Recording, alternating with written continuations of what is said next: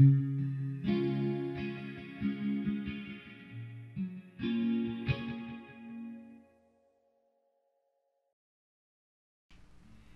I'm Carmen Bowman and I'm here with Karen Schaineman, and we are here to share with you the artifacts of culture change.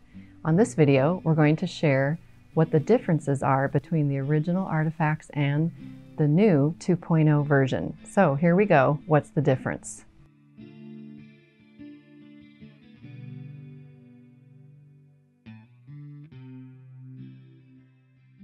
Hi, this is Karen Schaineman. On this slide is a picture of the first couple pages of the original artifacts tool that CMS released in 2006. This was after a project in which I, as a CMS employee, subcontracted with Carmen Bowman for us to develop this tool together. As you can see, the CMS logo is on every page of the artifacts tool.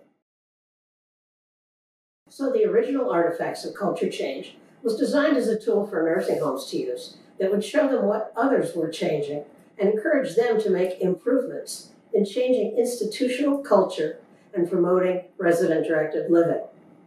Items are based on specific and concrete changes that culture change lead homes have successfully made to improve quality of life for residents. Why was the artifacts tool developed? In the early 2000s, many nursing home providers were hearing about the principles of culture change. But even if they returned from a Pioneer conference excited about reviewing their practices and changing things, they wanted to know what specifically to do.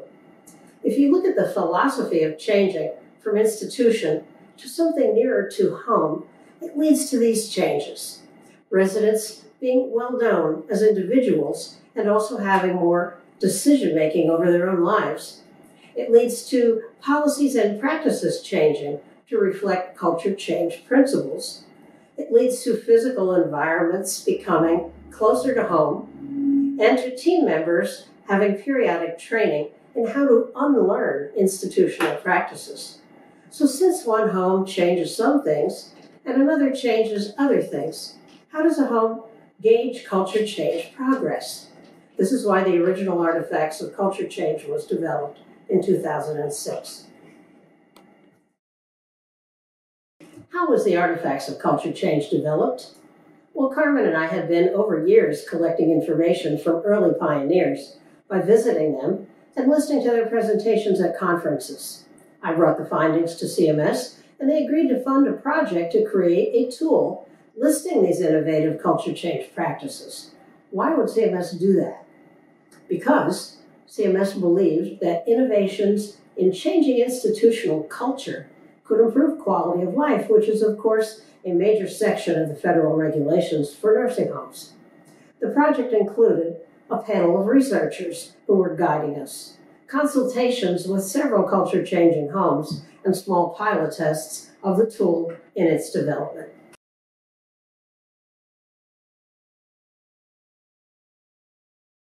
Many people have asked us over the years, why is this tool called the artifacts of culture change?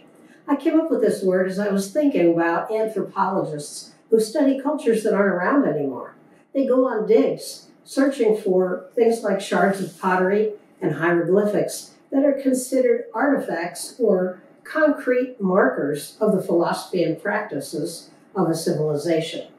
So similar to anthropological artifacts, the artifacts of culture change is not an interview-based tool, but is a listing of concrete and observable changes that are markers of what has been done in many culture-changing homes to get rid of institutional practices and move closer to resident-directed living. Isn't it great, everyone, that Karen Schaineman thought of this idea while she worked at CMS? And now we have both an original and a 2.0, plus more. So the goals of the original artifacts of culture change were simply to help people learn about these wonderful new culture change practices. It was Karen's idea for the tool to simply be an educational tool. And I do believe it has proved to be that, because all it takes is to take a look at it, to read it, and you have learned a lot about the potential practices that could be in any home. And then of course the goal would be that a home would get excited in learning about these practices and choose to implement some of them. We're also happy, and it was a goal, to have it that any home anywhere on what we call the culture change journey could use it. So if someone's brand new to culture change, you know, they can fill it out and it becomes a benchmark of a beginning of a culture change journey is how we think of it. And certainly even homes that are far along on the journey can also fill it out at different points in time, and hopefully the goal would be that more and more practices are implemented, and therefore the scores show that. And then also we made a point to only share really doable practices that seemed within reach. So what's happened in the 15 years since using the original artifacts tool? Well, Pioneer Network was so smart to actually automate it. It had its own website with the same name, Artifacts of Culture Change, and homes could go on the website and complete the tool, and then by doing so they would receive a comparison of themselves. So if the home had filled it out before, they would see comparison data, and any amount of times they filled it out, and then also it provided comparison data with other homes in the same state. So thousands of homes completed it, we're proud to say, and assessed their progress and made changes. Of course, we kept track of culture change practices throughout the years, and this ended up as a multi-year project thanks to a CMP grant from the state of Maryland given to the Pioneer Network, and we started work in the fall of 2018 on this new tool, and it's being released in early 2021. Now I want to go over the differences in the sections of the original and 2021 tools. On the left are the original categories we used. These are based on the Hatch model that the quality improvement organizations were then using as part of their 3-year culture change training project for several hundred nursing homes. The subtitles are care practice, environment, family and community, leadership, and workplace practices, as well as an additional subtitle called outcomes. This original tool contained 69 practices and 10 outcomes. We were hoping that a home making culture changes would eventually see some outcomes, such as less turnover of nursing team members. But we deleted the outcomes in the new tool as we wanted to focus on practices.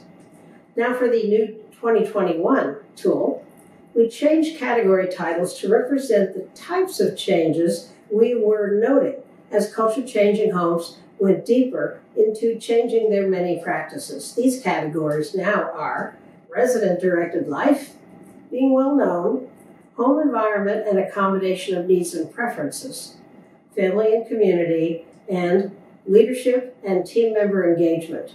There are now 134 practices. As I said, we dropped the category of outcomes since we wanted to concentrate on listing the changes actually being made by innovators.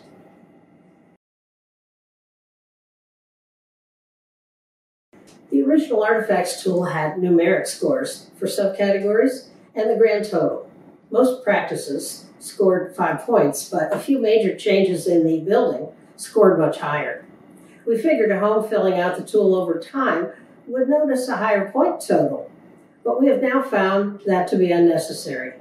What we wanted for the new 2.0 was to clearly show a home where they were in implementing each of the culture change practices. Therefore, the 2.0 eliminates numeric scores and now has 3 categories to select for each practice: fully implemented, partially implemented, or it is not a current practice.